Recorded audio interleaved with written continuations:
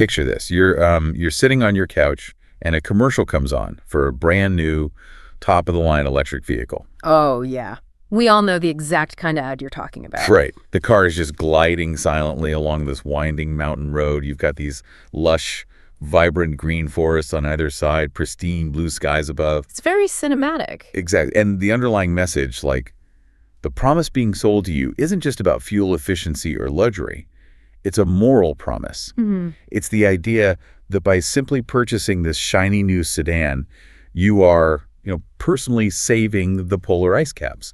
You are rescuing the biosphere. Which is a highly effective narrative, right? Because it offers this totally frictionless, consumer-based solution to a massive global anxiety. Yeah, totally. I mean, we inherently want to believe that doing the right thing for the planet is as simple as signing a lease agreement at a dealership. But according to the stack of highly provocative documents, white papers, and patent registries sitting on the desk between us today, that entire narrative is a meticulously engineered fabrication. Yeah, it's pretty wild. These sources argue that the global green energy transition isn't, a grassroots movement to save the Earth. Instead, they claim it's a sophisticated cover story for the greatest wealth transfer and consolidation of global power in human history. The counter-narrative presented in these pages is honestly staggering. It really is. We're looking at an argument that implicates international legislative bodies, legacy energy monopolies, and massive mining conglomerates in this coordinated effort to create what the authors call a global resource cartel. Now, before we go a single step further, I need to pause and speak directly to you, the listener. Yeah, this is important. Because the sources we're diving into today contain highly charged political, economic, and social claims. So I want to make it crystal clear, neither of us are taking sides here. Right, absolutely not. We are not endorsing these viewpoints, and we are not opposing the green energy transition. Our goal for this deep dive is strictly to act as your impartial guides. We're just the messengers. Exactly. We are going to unpack the arguments, map out the data points, and explore the underlying logic presented in this specific source material so that you can understand the perspective being argued. The conclusions you draw are entirely your own. Right. Our job is pure synthesis. We are looking at how the specific framework is constructed, examining the mechanical and economic evidence the authors use to build their case. Okay, let's unpack this. To understand the source's claims about global power dynamics, we have to start by literally looking under the hood. The battery. Yes, the foundational technology powering this entire transition. The public is told that current lithium-ion technology is the absolute bleeding edge of science. But the documents argue that this technology is actually deliberately obsolete. Yeah, the authors dedicate a massive portion of this text to the physical mechanics of traditional lithium-ion batteries. Right. These batteries rely on a liquid electrolyte to move ions back and forth between the anode and the cathode. That movement is what generates the charge. But the text points out the severe physical limitations of this liquid-based architecture. It's highly volatile. Which is why the industry struggles with thermal runaway, right? Exactly. That's the phenomenon where a compromised battery rapidly overheats and combusts. And the volatility isn't even the primary issue the text focuses on. It's the degradation. The text says to think of a liquid electrolyte like a busy, chaotic highway where the lanes keep shifting. The lithium ions are cars constantly bumping into each other. Right, and every time you charge and discharge the battery, these microscopic structures called dendrites start to form. They look like tiny metallic spikes, right? Yeah, basically. And eventually those spikes pierce the battery's internal separator, creating physical roadblocks. The highway jams up. Wow. That is the physical mechanism behind why your battery stops holding a charge over time. And the authors argue that those physical limitations translate directly into a highly lucrative corporate advantage. A short product life cycle. Right. Because of the inherent degradation of liquid electrolytes, the battery and often the entire vehicle will need to be completely replaced within roughly 10 years. It's essentially mechanical planned obsolescence. Exactly. Which brings us to the alternative presented in the text, the solid-state paradigm. Yes, this is key. In a solid-state battery, that messy, volatile liquid electrolyte is replaced by a solid conductive material, like a specialized ceramic or polymer. And the chemical difference is profound. By using a solid material, you completely eliminate the shifting highway problem. Because the pathways are rigid. Right. The ions travel through rigid, microscopic pathways. They glide without friction. This means the energy density increases exponentially. So the battery can hold far more power in a smaller space. Exactly. And the fire risk, that thermal runaway we talked about, is functionally eliminated because there's no flammable liquid. Oh, wow. But most critically for the argument in these documents, the solid architecture prevents those dendrite spikes from forming. The battery can last for decades without any meaningful degradation. It's like buying a smartphone that guarantees it will be completely dead by 4:00 p.m. every single day. And after 3 years, it won't turn on at all. That's the lithium-ion model. Right. And the solid-state alternative, according to these sources, is a battery that actually outlives the phone itself. Exactly. But this brings up a massive contradiction. I have to push back on the premise here. Sure. If this solid-state technology is chemically superior, if it's safer, if it's cleaner, and if it lasts for 50 years, why are we still aggressively manufacturing lithium-ion? Why are we settling for the dying smartphone? What's fascinating here is how the source material answers that exact question by detailing a corporate espionage strategy they refer to as buy and bury. Okay, the buy and bury strategy. The authors direct our attention to records from the United States Patent and Trademark Office. Yeah, and the data they've compiled is incredibly revealing. It really is. Over the last 15 years, there hasn't been a lack of innovation. In fact, there has been a massive surge in breakthrough patent filings related to solid-state battery architecture. But those breakthroughs are not originating from the research and development wings of the legacy automakers or energy titans. No, not at all. They're coming from independent laboratories, university physics departments, rogue engineers. Yet, if you try to track the chain of custody of those specific patents, the text shows they never materialize into consumer products on a showroom floor. Because they are quietly purchased by holding companies. Yep. And these shell companies, according to the financial trails mapped out in the text, lead directly back to legacy oil and gas conglomerates. And the massive international mining corporations that currently dominate global lithium extraction. The motive laid out here makes a chilling kind of economic sense, I mean, if you think about it. It does. If an energy conglomerate sells you a battery that lasts for half a century, they have effectively lost you as a consumer for half a century. Exactly. The entire financial model of the green transition, as argued by these documents, relies on a continuous subscription and replacement loop. Right. A permanent solution destroys a business model. The text argues that the legacy energy sector watched the software industry transition from selling one-time physical CD-ROMs to pushing monthly cloud subscriptions. And they adapted that model for physical transportation. You do not sell a permanent solution. You lease a temporary convenience. Yet to substantiate this, the authors pulled data from Securities and Exchange Commission filings over the past 36 months. Yeah, SEC filings. They look at the capital expenditures of the top 3 global mining conglomerates. The influx of capital is astronomical. But it isn't being directed at making their current open-pit extraction methods cleaner or more efficient. Right. They aren't fixing the supply chain at all. They are pouring billions into acquiring intellectual property rights for next-generation energy storage. But here's what didn't immediately make sense to me until I looked closer at the specific types of patents they're buying. Okay. They aren't just patenting the concept of a solid-state battery. They are patenting the specific manufacturing process. Yes, that is the core of the patent fortress strategy. The patent fortress. They patent the specific pressure required to bind the ceramic or, the specific adhesive used in the assembly line.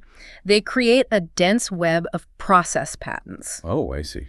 The authors argue they do this to ensure that even if a brilliant independent engineer manages to invent a brand new chemical makeup for a solid-state battery in their garage tomorrow, they wouldn't be able to build it. Exactly. They would be utterly incapable of physically manufacturing a prototype without infringing on a dozen different process patents held by the cartel. Wow. The legal system is basically weaponized to protect the cartel's obsolescence. Here's where it gets really interesting, though.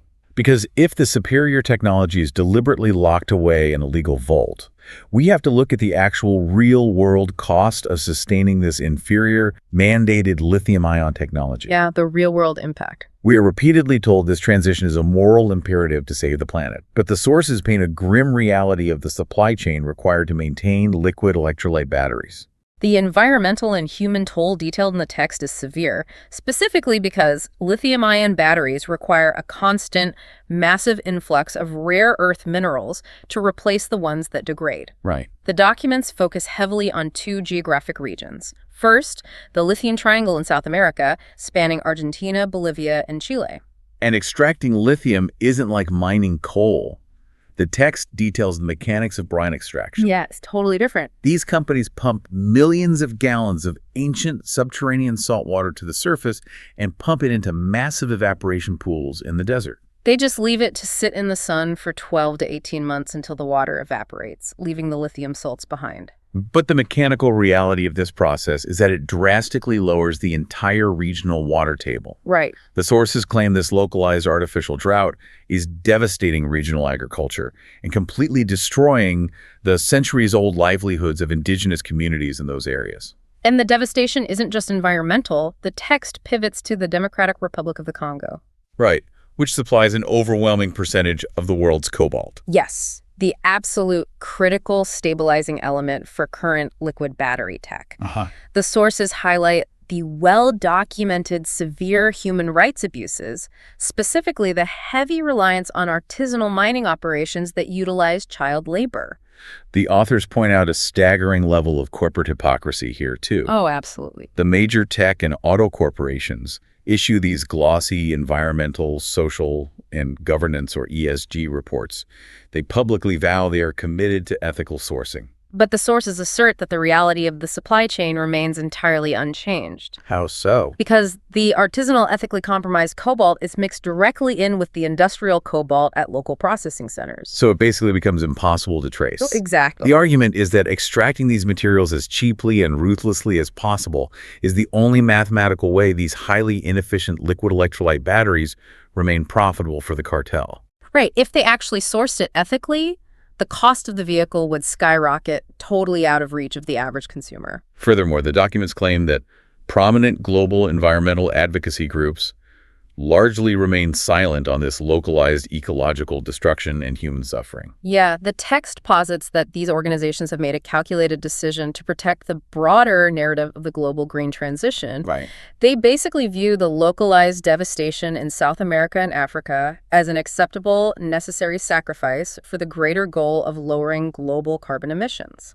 But reading through this raises a massive pushback to the reality we see every day. Yeah. Like, how do these corporations manage to keep the public actively cheering for a system built on ecological destruction and human suffering? That's a great question. If the true, clean, alternative solid state is suppressed, how do they ensure we continue to eagerly buy into the lithium-ion model? To answer that, the source material pivots from supply chain economics to international law.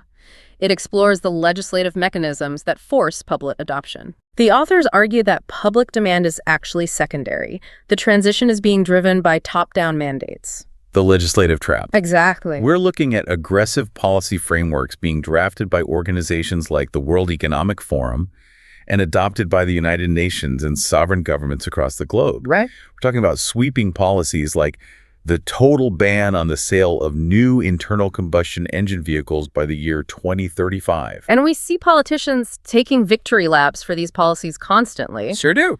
But the text asks us to look closely at the mechanical fine print of those mandates. Okay, what's in the fine print? The argument is that these laws don't simply promote a vague concept of clean energy. Because of the patent fortress we unpacked earlier, the only technology capable of meeting the power density requirements of these new laws at scale is the current heavily patented lithium-ion technology. Wow.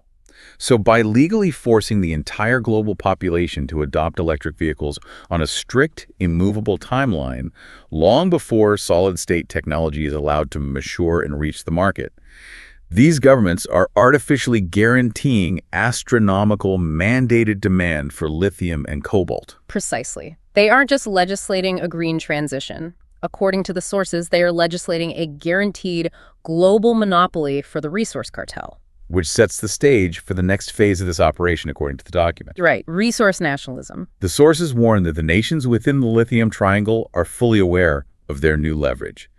They're actively discussing nationalizing their lithium reserves and forming an organization structured exactly like OPEC. But for lithium instead of crude oil. And OPEC for battery metals. Yeah. If a cartel of 3 or 4 countries controls the choke point for the one resource mandated by international law, the geopolitical leverage is terrifying. If we connect this to the bigger picture, the historical parallel the authors draw is incredibly revealing. They point directly to the 1970s oil shocks. Oh, interesting. A lithium OPEC would allow the legacy monopolies to justify massive consumer price hikes without taking the PDAR hit. Right, they just pass the blame. Exactly. When the cost to replace an EV battery skyrockets, the automakers and mining conglomerates can simply throw up their hands and blame geopolitics. They can blame supply chain disruptions, international tariffs, uncooperative foreign governments. All while the corporations that control the processing, the patents, and the manufacturing infrastructure reap record-breaking profits in the background. Yes. It's the exact same playbook from the 1970s, completely rebranded and sanitized for the green energy era. But as cynical as the financial extortion and the legislative monopolies appear, the sources argue that these are merely stepping stones. Wait, there's more. Yeah. The massive profits are a means to an end. The ultimate goal claimed by the text, the true purpose behind suppressing permanent solid-state energy, is total societal control. Okay, so the argument transitions from economic manipulation to behavioral manipulation. Yeah. Think about the mechanics of a traditional gas-powered car. You have a distinct degree of physical independence. If you want to, you can fill up a backup gas can, stick it in your garage, and you have off-grid fuel. You control your own mobility. Right. But the sources argue that forcing the population into electric vehicles tied to a centralized smart grid is like trading that backup gas can for a digital leash. The documents outline the mechanics of vehicle-to-grid, or V2G technology. V2G. This is the architecture being built right now, where your car doesn't just pull power from the grid. It is fully integrated into it as a node. Okay. The text argues that because your vehicle's energy source is dependent on a centralized, digitally managed network, your physical ability to travel is no longer entirely in your own hands. Because the infrastructure allows for a two-way street of data and power. Yes. The sources argue that your mobility could theoretically be remotely throttled or entirely deactivated by the central authority. They present scenarios where the grid is overtaxed during a summer heat wave, and the central authority simply locks down civilian vehicles to preserve power. Wow. Or, more chillingly, they explore the potential implementation of personal carbon allowance systems. What does that look like? Well, if your household exceeds its allotted carbon footprint for the month, the smart grid simply refuses to charge your vehicle until the next billing cycle. So what does this all mean? When you pull back and look at the entire board, from the shifting lanes of the liquid electrolyte to the digital leash of the smart grid, what is the synthesis of this argument? The synthesis, according to the text, is that the suppression of solid-state technology is fundamentally about preventing citizens from achieving energy independence. Because a battery that lasts 50 years and powers your vehicle cleanly, safely, and independently makes you self-reliant. And self-reliance is a threat to the centralized system. When a single institutional power structure controls the extraction of the resource, holds the patents for the storage, controls the distribution grid, and successfully lobbies for international laws that force the population to use that specific infrastructure. They cease to be a mere energy sector. Right. They become a sovereign power, enforcing absolute behavioral control over the populace. The overarching thesis of the provided material is that the green transition is not a scientific endeavor to heal the biosphere. Okay. It is framed as a hostile corporate takeover of personal autonomy, expertly disguised as a moral imperative. Wow. They've taken the very real, very human desire to protect the environment and weaponized it into a mandatory, inescapable subscription service. It's an incredibly dense, staggering journey through these white papers. It really is. Just to recap the architecture of the argument we've explored. The sources claim the green energy transition is a carefully constructed illusion. We looked at the mechanics of why liquid electrolyte batteries are designed to fail, and how superior solid-state technology is being systematically suppressed, bought, and buried in a patent fortress to maintain a profitable cycle of planned obsolescence. We examine the true mechanical realities of lithium evaporation pools and the hypocrisy of PR campaigns shielding the devastation in the Congo. We unpacked how international mandates might actually be legally locking in monopolies, setting the stage for a new era of resource nationalism and price gouging. And finally, we explored the ultimate claim. Right, that this entire engineered scarcity is mechanically designed to tether the public to a centralized smart grid, fundamentally stripping away personal independence. It is a deeply interconnected framework that demands we question the foundational motives behind global environmental policy and the infrastructure we're rapidly building. And as we wrap up, I want to reiterate our mission today. We are speaking directly to you. The narrative we've just unpacked, the claims of cartels, suppressed technology, and behavioral control. These are the arguments extracted directly from the provided source documents. Yes. Our job was simply to assemble the fragmented data points the text provided to show you how the authors connect the dots. The conclusions you walk away with, whether you view this as a dire warning or a flawed conspiracy, are entirely up to you. And as you consider these claims, this raises an important question to mull over. What's that?